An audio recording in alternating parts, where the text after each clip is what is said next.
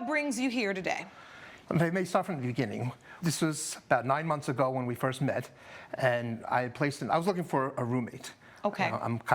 I live by myself. It helped pay the bills and have somebody, a companion. I don't have many friends, so it would be have somebody to talk to. So I put an ad out on Facebook Marketplace. So Lopez here had responded to that ad. I showed him the apartment. He saw his bedroom. It's a 2-bedroom, 2-bathroom apartment.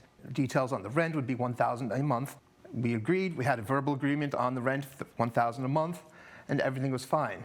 After about a month, he noticed that I had he happened to go into my room for whatever reason, or saw in my door that there was an enclosure and wanted to know more about that. That was my pet tarantula, Sassafras.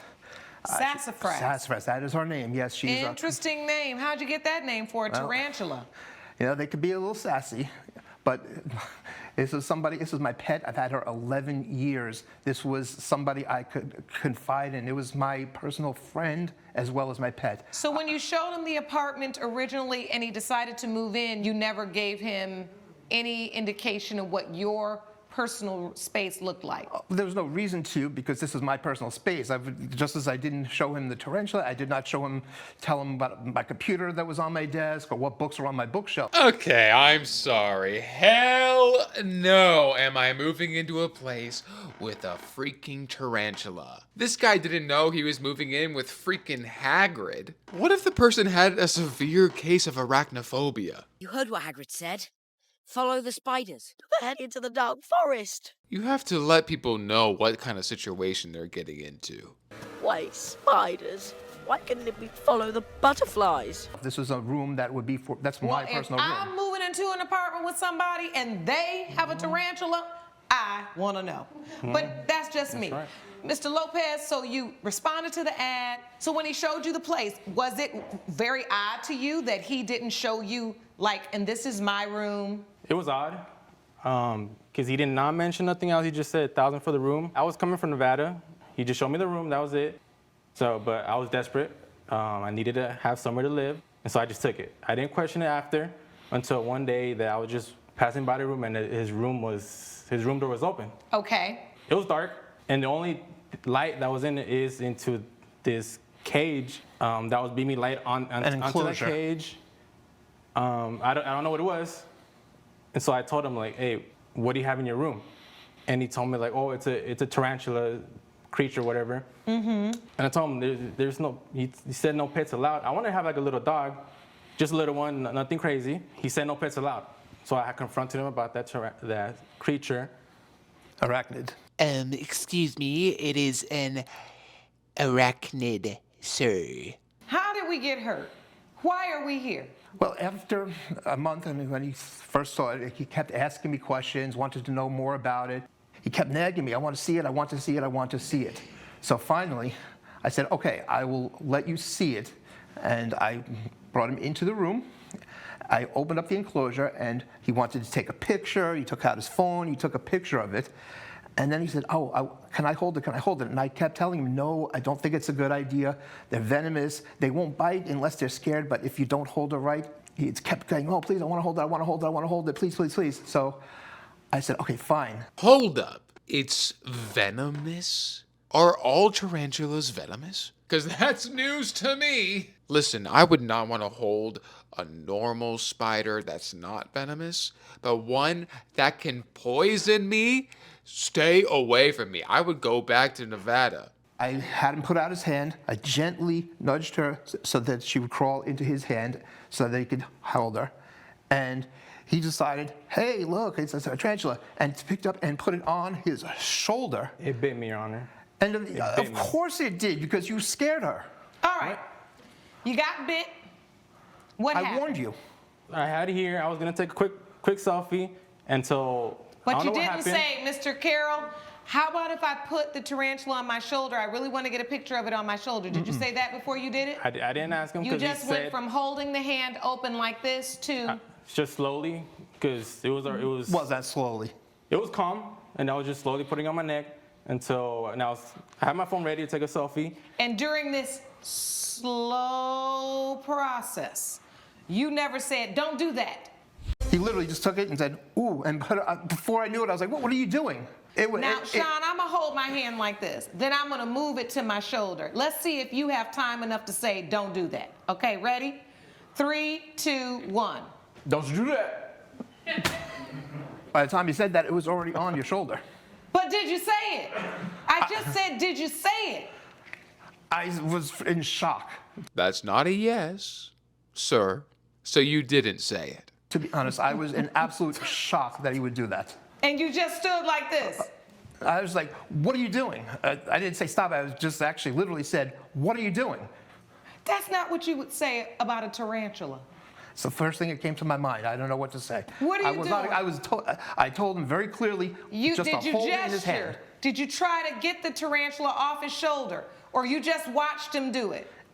I watched it happen, and it just happened so fast. And as soon as he put it on his shoulder, that's when she bit him. And that's when he took the tarantula and slammed it against the wall.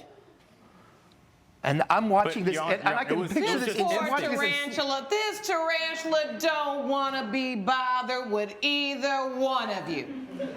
It would have been better if I left it in the cage. Really doesn't. Don't want to be bothered. I have a theory.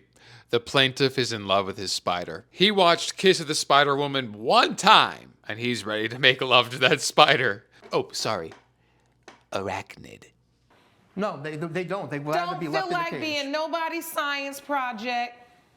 I wish it was left in the cage. I only took it out so that for his benefit to see him.